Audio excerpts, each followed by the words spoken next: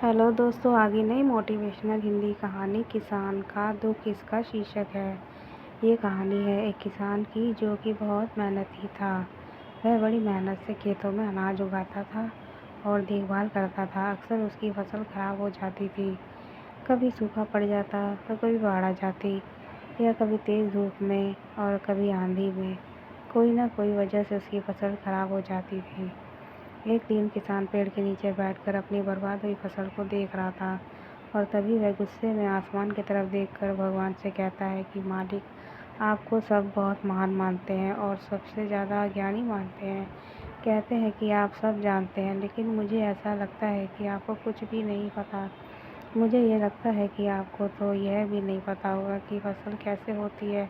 अगर आप ये जानते होते तो हर समय जो बाढ़, आंधी और तूफान आते हैं वे कभी नहीं आती। आप नहीं जानते कि कितना नुकसान उठाना पड़ता है हम किसानों को। अगर मेरे हाथ में शक्ति होती तो जैसा मैं चाहता वैसा मौसम हो जाता, तो फिर आप देखना मैं फसल को कितने अच्छे तरीके से उगाता हूँ।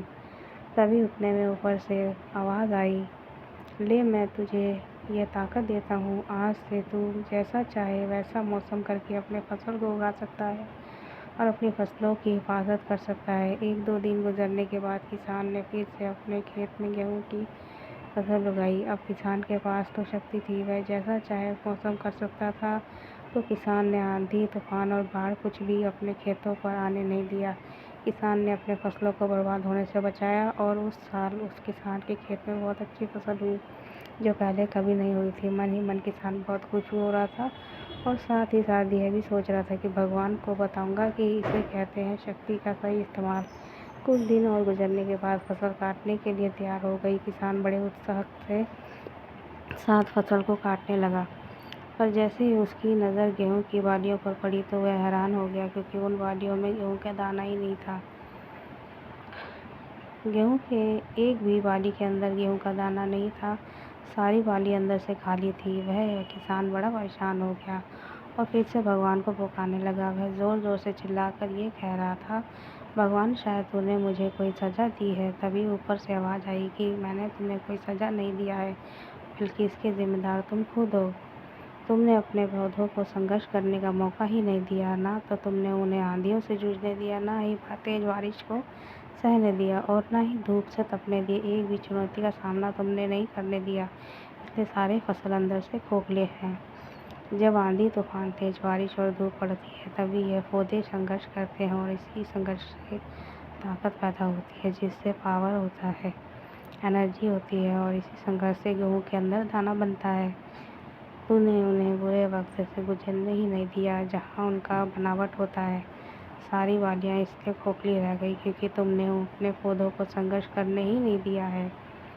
तो दोस्तों, इस कहानी से ये प्रेरणा मिलती है कि बिल्कुल यही चीज़ दोस्तों हमारे साथ भी होती है। इस कहानी से हमें यह सीख मिलती है कि बुरा वक्त जो होता है, जिसे लोग संघर्ष कहते हैं, स्ट्रगल कहते हैं, यही इससे इंसान की तरक्की होती है। आपको पता होगा कि जब एक डायरेक्टर कोई मूवी बनाता है, तो डायरेक्टर सबसे डिफ़िकल्ट रोल अपने बेस्ट एक्टर को देता है। जो भी आपको ऐसा लगे कि आपकी ज़िंदगी में तकलीफ़ है, बहुत ज़्यादा प्रॉब्लम है और आपकी किस्मत ख़राब है, तब खुश हो जाइए, क्योंकि उसने भगवान से ये सारी प्रॉब्लम आपकी लाइफ में ही क्यों दिया है, क्योंकि उसे पता है कि आप इन सब को पार करके आगे निकल सकते हो।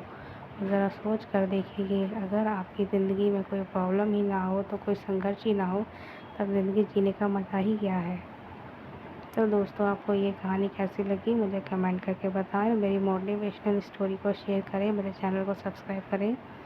मेरी तबीयत थोड़ी ठीक नहीं है, इस वजह से मैं स्टोरीज़ ला नहीं पा रही। आप मेरे चैनल को सपोर्ट कीजिए, सब्सक्राइब कीजिए। आपके एक सब्सक्राइब करने से मुझे मोटिवेशन मिलता है। मैं इसी तरह की और कहानियाँ लाती रहूँगी। तो मिलती हूँ वही नेक्स्ट मोटिवेशनल हिंदी कहानी में। Bye bye, take care.